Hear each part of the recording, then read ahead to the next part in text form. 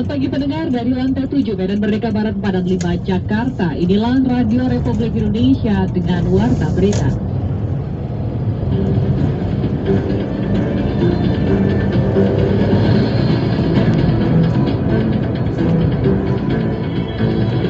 Pemerintah tidak bisa bekerja sendirian, tidak bisa menyelesaikan masalah ini sendirian. Semua pihak harus berkolaborasi, bekerja sama, saling tolong-menolong, bergotong royong untuk mengatasi ujian yang maha berat ini. Peluang ya, Gus dan juga Kevin di ganda. Nah ini karena satu potensi besar untuk bisa meraih emas Olimpiade.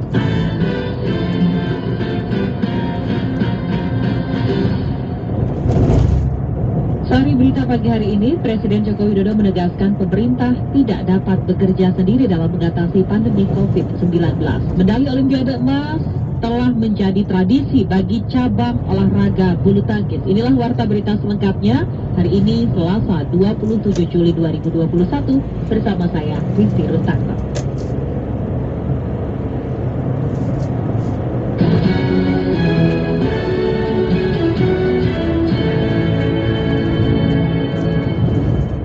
Mengawali Warta Berita pagi hari ini, kami sampaikan sekilas berita utama.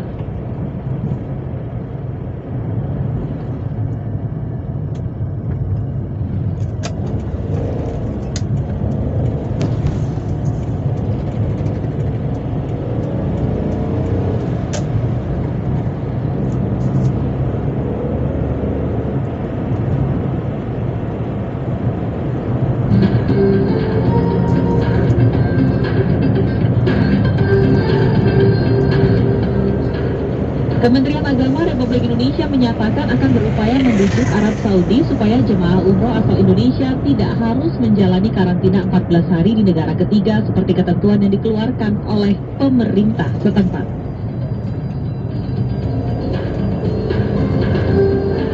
Sementara otoritas Singapura akan mengizinkan perjalanan bebas karantina bagi orang-orang yang telah menerima dosis penuh vaksin COVID-19 mulai September mendatang.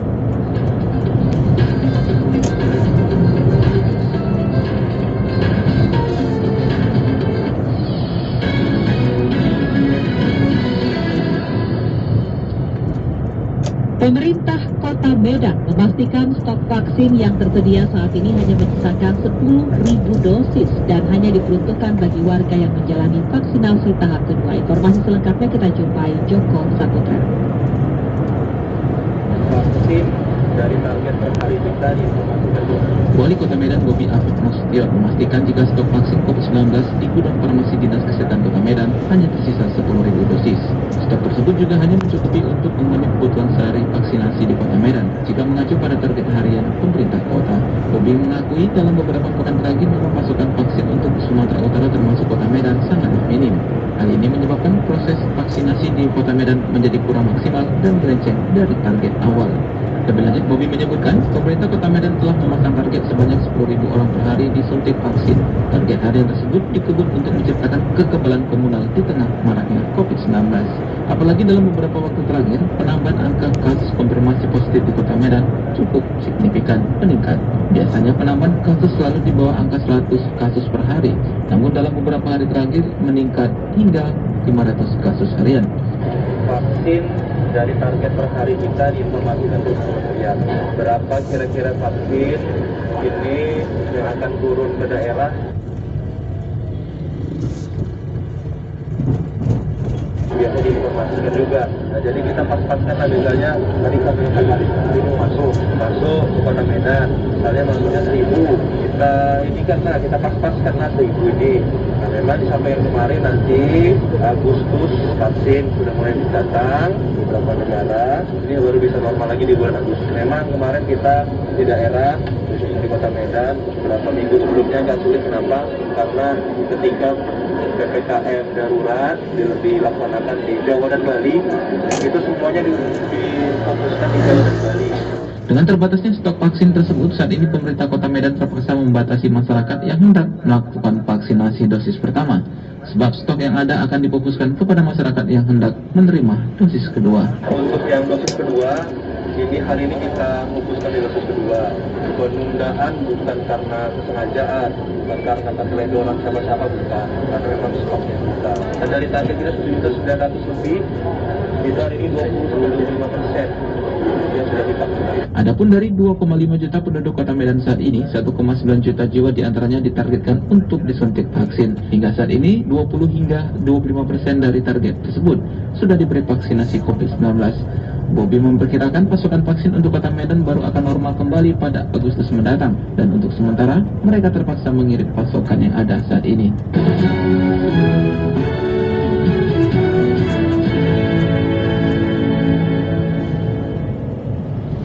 Presiden Joko Widodo menegaskan pemerintah tidak dapat bekerja sendiri dalam mengatasi pandemi COVID-19.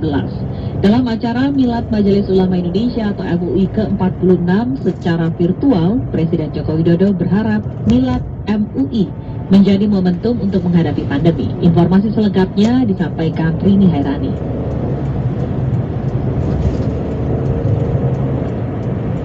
Amin ya rabbal alamin. Kita saksikan bersama kutipan pernyataan Presiden Republik Indonesia. Pemerintah tak dapat bekerja sendiri dalam mengatasi pandemi COVID-19 yang saat ini melanda Indonesia. Oleh karena itulah Presiden Joko Widodo berharap semua pihak harus bekerja sama dalam mengatasi persoalan pandemi ini. Hal tersebut disampaikan Kepala Negara saat memberikan sambutan pada peringatan Milad ke-46 Majelis Ulama Indonesia secara virtual Senin 26 Juli 2021. Menurutnya tak hanya bangsa Indonesia, namun juga seluruh masyarakat dunia sedang berjuang untuk bebas dari pandemi global ini. Bahkan Badan Kesehatan Dunia atau WHO memprediksi pandemi COVID-19 akan berlangsung lebih lama dari perkiraan awal lantaran munculnya varian baru virus corona yang penularannya jauh lebih cepat. Meski demikian, Jokowi meyakini bangsa Indonesia akan mampu melewati masa sulit ini. Kepala negara pun mengungkap bahwa kunci untuk menang dari COVID-19 adalah dengan mematuhi protokol kesehatan dan mengikuti vaksinasi. Karena dengan demikian, kekebalan komunal akan segera terwujud. Pemerintah tidak bisa bekerja sendirian, tidak bisa menyelesaikan masalah ini sendirian. Semua pihak harus berkolaborasi, bekerja sama, saling tolong-menolong, bergotong royong untuk mengatasi ujian yang berat ini. Saya sangat bersyukur pandangan ormas-ormas keagamaan senapas dengan kepentingan untuk menjaga kepatuhan umat dalam melaksanakan protokol kesehatan. Sementara itu, Direktur Jenderal Organisasi Kesehatan Dunia Tedros Adhanom mengatakan bahwa pandemi COVID-19 masih jauh dari kata selesai. Ia juga mendesak akses yang adil terhadap vaksin COVID-19. Ada konsensus besar di dunia bahwa akses yang adil ke vaksin sangat penting untuk mengakhiri pandemi COVID-19. Dengan lebih dari 3,5 juta kematian yang tercatat akibat COVID-19, perkiraan kerugian ekonomi global sebesar 22 triliun dolar Amerika Serikat, serta varian baru yang memperparah wabah eksklusif, pandemi ini masih jauh dari kata selesai. Saat ini ada 4 varian COVID-19 yang menjadi perhatian, yang diberi label oleh WHO menggunakan alfabet Yunani. Yang terbaru, varian Delta, yang pertama kali terdeteksi di India, telah diidentifikasi di lebih dari 111 negara, dan saat ini bertanggung jawab atas hampir 60% dari semua kasus di Amerika Serikat.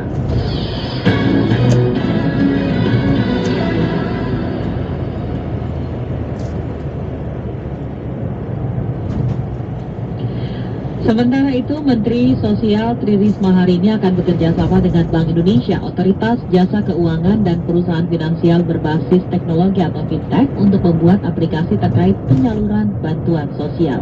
Mensos Risma juga menjelaskan mekanisme penyaluran bansos melalui aplikasi guna mencegah terjadinya korupsi dan tindakan penyelewengan lainnya.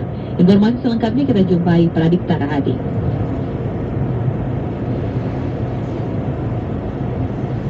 Ada lagi belanja untuk rokok. Perintah percepatan penyaluran bantuan sosial sudah disampaikan oleh Presiden Joko Widodo dalam beberapa kesempatan. Percepatan penyaluran bansos menjadi penting, terlebih PPKM level 4 diperpanjang hingga tanggal 2 Agustus mendatang. Karenanya berkaca dari kisruh penyaluran bansos beberapa waktu lalu, Menteri Sosial Tri Risma hari ini menyebut bahwa kementeriannya akan bekerja sama dengan Bank Indonesia, Otoritas Jasa Keuangan, dan perusahaan finansial berbasis teknologi atau fintech untuk membuat aplikasi terkait penyaluran bantuan sosial.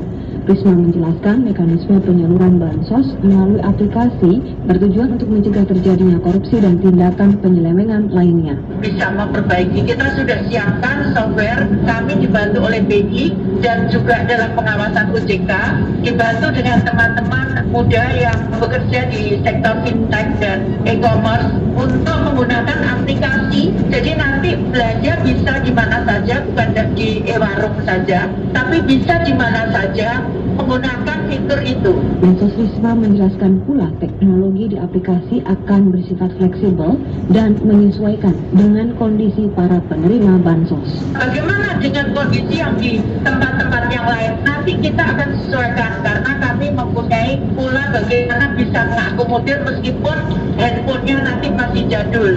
Sehingga nanti seperti pilih nomor 1 dan sebagainya. Sebelumnya, Menko Perekonomian Erlangga Hartarto menyebutkan bahwa akan ada bantuan sosial baru untuk masyarakat dalam beragam bentuk yang diusulkan oleh pemerintah daerah setempat. Bantuan sosial yang diterima oleh masyarakat selama PPKM level 4 antara lain 1. Menambah bantuan kartu sembako, itu besarnya 200.000 untuk 2 bulan. Dan penerimanya adalah 18,8 juta keluarga penerima manfaat. Kemudian kartu sembako PPKM, ini 5,9 juta keluarga penerima manfaat. Ini merupakan usulan daerah dan ini ditambahkan dan besarannya juga sebesar 200.000 per bulan selama 6 bulan. Diketahui tambahan bantuan sosial yang dimaksud berupa kartu sembako murah senilai Rp200.000 untuk 18,8 juta keluarga penerima manfaat. Selain itu, pemerintah juga akan mengeluarkan bantuan sembako PPKM untuk 5,9 juta keluarga penerima manfaat. Bantuan sosial yang telah disalurkan oleh pemerintah pun diperpanjang hingga Agustus 2021 mendatang. Dari Jakarta, Pradipta Rahadi, Pro3 RRI.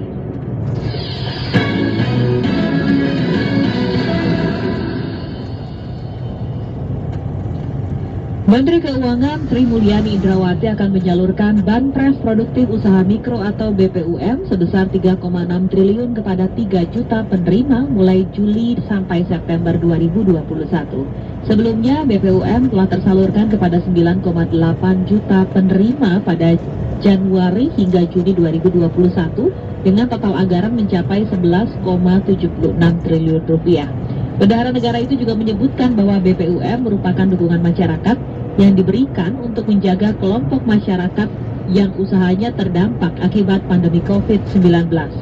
Bagi pelaku usaha yang ingin mendaftar sebagai penerima BPUM, prosedur pengajuannya bisa dilakukan untuk melalui website www.kemenkopukm.go.id.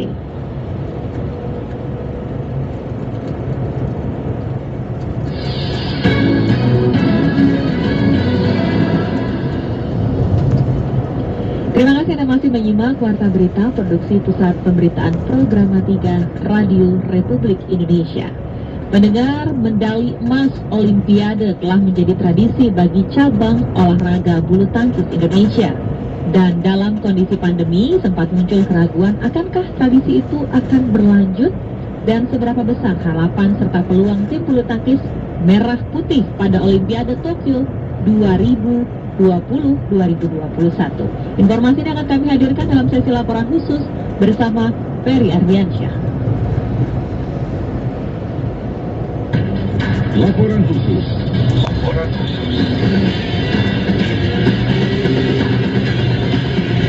Laporan khusus. 4 Agustus 1992 menjadi tanggal bersejarah bagi cabang olahraga bulu tangkis Indonesia. Untuk pertama kalinya lagu Indonesia Raya berkumandang pada perhelatan Olimpiade Barcelona setelah Susi Susanti dan Alan Budi Kusuma mengawinkan medali emas. Sejak saat itu perolehan medali emas cabang olahraga bulu tangkis di Olimpiade menjadi tradisi. Saat ini para pebulu tangkis Indonesia yang sedang berjuang di Olimpiade Tokyo mengemban tugas untuk mencetak tradisi tersebut. Namun kondisi pandemi tidak bisa dipungkiri mempengaruhi persiapan seluruh atlet peserta Olimpiade. Rancangan program latihan buyar gara-gara pandemi global COVID-19. Pelatih ganda putra Indonesia Heri Iman Pirngadi sebelum bertolak ke Tokyo sempat mengungkapkan keraguan atas peluang Indonesia di Olimpiade Tokyo karena pandemi. Ini kita 0-0 kosong-kosong nih karena Kevin Gideon, Aksaneta terakhir main di All England ya, di All England bulan Maret. Habis itu nggak ada pertandingan sama sekali. Musuhnya yang dari negara Cina itu udah hampir 1,5 tahun nggak ada pertanding. Paling itu aja yang kita nggak pernah lihat, tahu kekuatan sesungguhnya musuhnya ya. Keraguan Harry akhirnya terjawab mulai dari babak penyisian hingga menjelang akhir fase grup. Nyaris semua pemain melaju dengan mulus. Salah satunya adalah Indonesia di nomor ganda putra dan minion Marcus Gideon yang berpasangan dengan Kevin Sanjaya. 20-12, tinggal satu angka lagi. Indonesia bisa memenangkan pertandingan atas ganda putra India ini. Masih Marcus akan melakukan set escape pada saat kembalikan ke belakang ada Kevin, kembalikan lagi Kevin, arahkan lagi ke belakang ada saat angkat blok bolanya, perut menyilang langsung ada Kevin, langsung ke sebelah kanan ada Cirak di sana, pengembalian bola dari Cirak tadi dari Kevin Sanjaya gagal dimanfaatkan dengan baik. Saudara pendengar, skor bertambah bagi Indonesia menjadi 21-12 dan dengan demikian Indonesia memenangkan pertandingan ganda putra India ini. Cabang olahraga bulu tangkis Olimpiade 2020 Tokyo. Tradisi emas Olimpiade ternyata tidak hanya milik atlet bulu tangkis yang bertanding. Masyarakat Indonesia pun memiliki harapan yang sama. Pemain Indonesia kemungkinan dapat peluang emasnya bulu tangkis tuh berawatan, coba abis itu sebelumnya tuh di pertandingan sebelumnya itu udah pernah belum Pak Indonesia dapat emas gitu. Sebagai masyarakat ataupun warga Indonesia, kami berharap kepada para penggawa tim nasional khususnya bulu tangkis tidak bisa mempertahankan medali emas. Antara Aksan dan Indra Setiawan itu sudah sangat chemistry ya. Jadi paham betul buat belakang depannya itu kiri kanan itu betul-betul sudah kompak betul ya. Saat ini tim Merah Putih baru mengoleksi medali perak dan perunggu dari cabang angkat besi.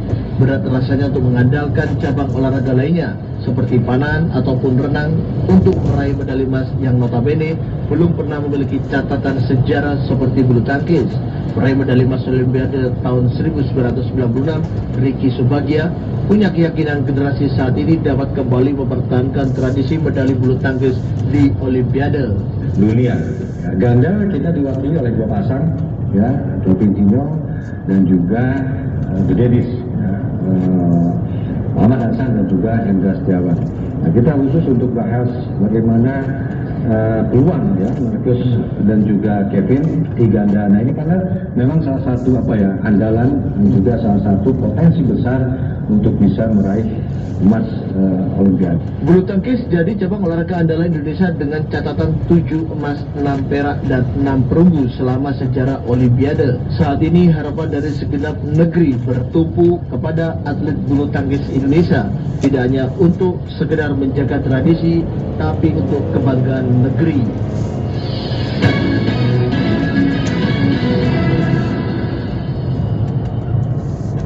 Ya, bulu tangkis sebagai salah satu cabang unggulan. Anda juga mungkin adalah pecinta olahraga bulu tangkis. Nanti kita akan bahas lebih lanjut. Dan kali ini komentar RRI menyoroti cabang olahraga bulu tangkis di Olimpiade Tokyo 2020. Mungkinkah masih menjadi peraih medali emas di Olimpiade? Dan seperti apa peluangnya? Naskah disusun dan disampaikan oleh redaktur senior Agus Rusmi Nuryadin.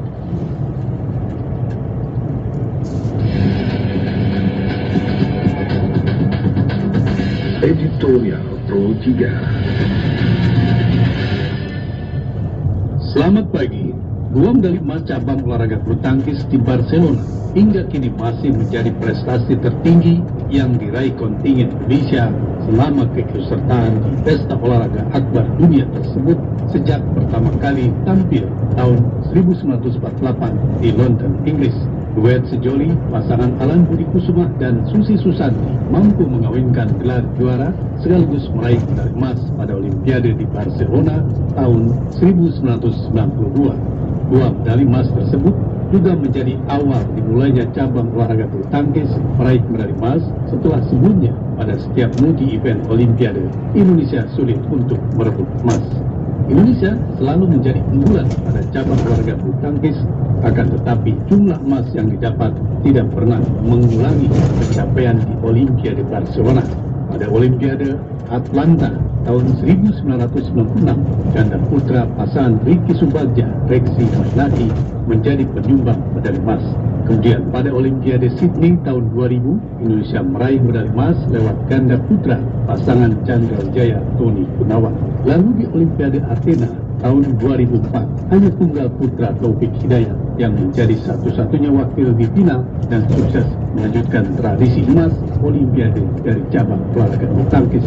4 tahun kemudian di Beijing, ganda putra pasangan Markis Kido Hendra Setiawan menjadi sosok yang mampu memenangkan lagu Indonesia lain. Di final, pasangan Kido Hendra menang atas wakil tuan rumah pasangan Cayun Uai Peng. Namun di tahun 2012, pada Olimpiade di London, Inggris, Indonesia gagal membawa pulang medali emas. Tradisi raihan medali emas kembali ditorehkan pada Olimpiade di Rio de Janeiro tahun 2016 lewat ganda campuran pasangan Tonton Ahmad Liliana Natsir. Pasangan Oi Butet di final menaklukkan pasangan Chang Peng Son Liu Ying dari Malaysia. Ini total medali yang dipersembahkan cabang bulu tangkis di Olimpiade bagi kontingen Indonesia adalah 7 emas, 13 perak, dan 12 medali perunggu. Lalu bagaimana dengan Olimpiade di Tokyo tahun 2021 ini? Apakah Indonesia mampu mengulang tradisi meraih medali emas dan seberapa besar peluangnya? Memang tidak dapat dipungkiri, cabang bulu tangkis masih menjadi harapan kontingen Indonesia untuk menyumbangkan tradisi meraih medali emas dari 8 cabang olahraga yang tampil di Tokyo. Olimpiade tahun ini memang punya atmosfer berbeda, bahkan boleh dikatakan lebih berat karena situasi tidak normal akibat pandemi COVID-19.